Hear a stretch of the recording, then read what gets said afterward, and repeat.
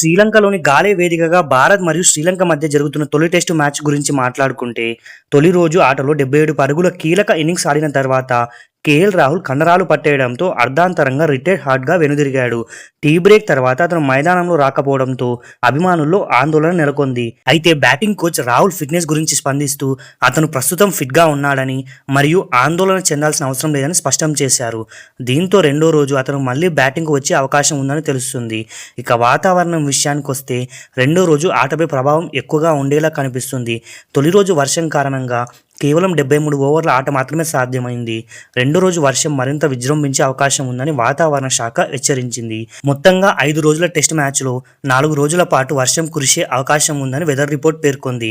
ఇది మ్యాచ్ ఫలితంపై ప్రభావం చూపవచ్చు. ఇక తొలి రోజు ఆట ముగిసే సమయానికి భారత్ 2 వికెట్ల నష్టానికి 288 పరుగులు చేసి భారీ స్కోర్ దిశగా సాగుతోంది. ఇక దేవదత్ పడిక్కల్ అజేయ సెంచరీతో అద్భుతంగా రాణించాడు. భారత్ వరల్డ్ టెస్ట్ ఛాంపియన్షిప్ ఫైనల్కు చేరుకోవాలంటే ఈ 2 టెస్టుల సిరీస్ ఎంతో కీలకం. కానీ వర్షం ఇలా అంతరాయం కలిగించడం ఆందోళన కలిగిస్తుంది.